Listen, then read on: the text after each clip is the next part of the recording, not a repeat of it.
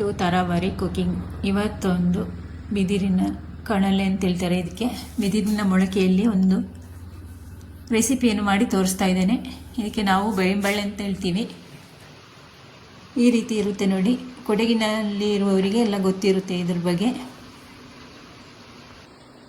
ಇದನ್ನೆಲ್ಲ ಸಿಪ್ಪೆನೆಲ್ಲ ತೆಗೆದು ನೀಟಾಗಿ ವಾಶ್ ಮಾಡಿಕೊಂಡು ಸಣ್ಣ ಸಣ್ಣದಾಗಿ ಪೀಸ್ ಮಾಡಬೇಕು. ನಾನು ಈ ರೀತಿ ಎಲ್ಲವನ್ನು ಪೀಸ್ ಮಾಡಿ ಇಟ್ಕೊಳ್ತೇನೆ. ಪೀಸ್ ಮಾಡಿ ಆದ ನಂತರ ಇದಕ್ಕೆ ನೀರು ಸೇರಿಸಿ ಇಡಬೇಕು.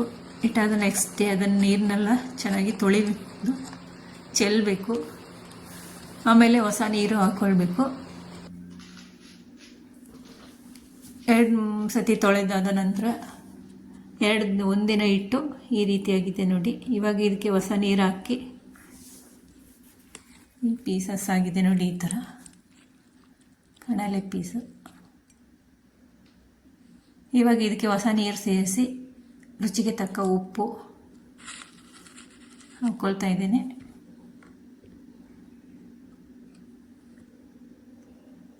ಮೆಣಸಿನ ಪೌಡರನ್ನು ಸಹ ಆ್ಯಡ್ ಮಾಡ್ತಾ ಇದ್ದೇನೆ. 1/4 ಚಮಚದಷ್ಟು ಅರಿಶಿಣದ ಪೌಡರನ್ನು ಸಹ ಹಾಕಿ ಮಿಕ್ಸ್ ಮಾಡಿ ಮುಳುಗುವಷ್ಟು ನೀರನ್ನು ಹಾಕಿ ಬೇಯಿಸ್ಕೊಳ್ಬೇಕು. ಚೆನ್ನಾಗಿ ಬೇಯಬೇಕು. ಕುಕ್ಕರಲ್ಲಾದರೂ ಬೇಯಿಸ್ಕೊಳ್ಬೋದು, ಇಲ್ಲಾಂದರೆ ಹಾಗೆ ಪಾತ್ರೆಯಲ್ಲಿ ಇಟ್ಟು ಬೇಯಿಸ್ಕೊಳ್ಬೋದು.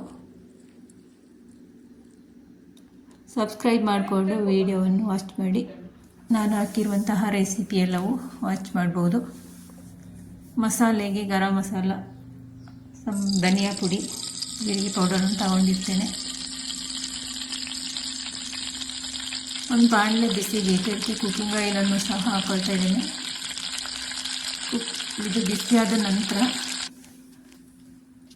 ಸಾಸಿವೆಯನ್ನು ಸಹ ಹಾಕ್ಕೊಳ್ತಾ ಇದ್ದೇನೆ. 1 ಗೆಡ್ಡೆ ಬೆಳ್ಳುಳ್ಳಿ ಜಜ್ಜಿ ಬಿಟ್ಟು ಹಾಕ್ಕೊಳ್ತೇನೆ. ಒಂದು ಚಿಕ್ಕ ನೀರುಳ್ಳಿಯನ್ನು ಸಹ ಹಾಕ್ಕೊಳ್ತಾ ಇದ್ದೇನೆ. ನೀವು ಈ ನೀರುಳ್ಳಿ ಬೇಡ ಅಂದರೆ ಸ್ಕಿಪ್ ಮಾಡ್ಬೋದು. ವಿಡಿಯೋ ಇಷ್ಟ ಆದರೆ ಲೈಕ್ ಮಾಡಿ, ನಿಮ್ಮ ಫ್ರೆಂಡ್ಸ್ ಫ್ಯಾಮಿಲಿಗೆ ಶೇರ್ ಮಾಡಿ.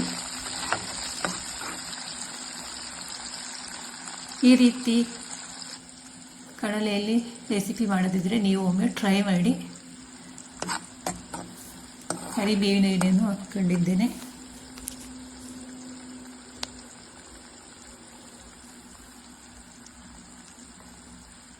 ಇವಾಗ ಮಸಾಲ ಪೌಡರ್ಗಳನ್ನು ಹಾಕ್ಕೊಳ್ತಾ ಇದ್ದೇನೆ. ಜೀರಿಗೆ ಪೌಡರ್, ಕೊತ್ತಂಬರಿ ಪೌಡರ್ ಎಲ್ಲವನ್ನು ಸ್ವಲ್ಪ ಹೊತ್ತು ಎಣ್ಣೆಯಲ್ಲಿ ಫ್ರೈ ಮಾಡಬೇಕು.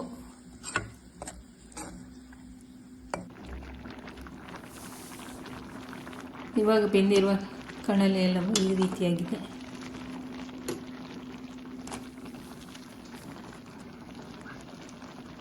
ಇದು ಇವಾಗ ನೀರೆಲ್ಲವೂ ಡ್ರೈ ಆಗಬೇಕು. ನಾನು ಪಲ್ಯ ರೆಸಿಪಿಯನ್ನು ತೋರಿಸ್ತಾ ಇದ್ದೇನೆ.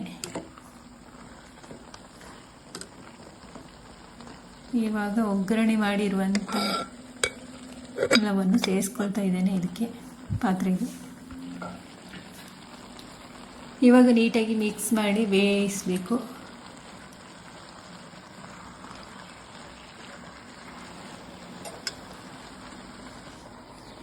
ಇವಾಗ ನಾನು 4 ಪೀಸಸನ್ನು ಮೊದಲೇ ಬೇಯಿಸಿ ಇಟ್ಕೊಂಡಿದ್ದೇನೆ, ಅದನ್ನು ಆ್ಯಡ್ ಮಾಡ್ತಾ ಇದ್ದೇನೆ.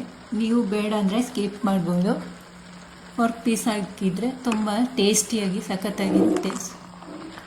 ಅಕ್ಕಿ ರೊಟ್ಟಿ ಜೊತೆ ಒಳ್ಳೆ ಕಾಂಬಿನೇಷನ್ ಆಗಿರುತ್ತೆ. ಈ ರೀತಿ ಒಮ್ಮೆ ನೀವು ಟ್ರೈ ಮಾಡಿ.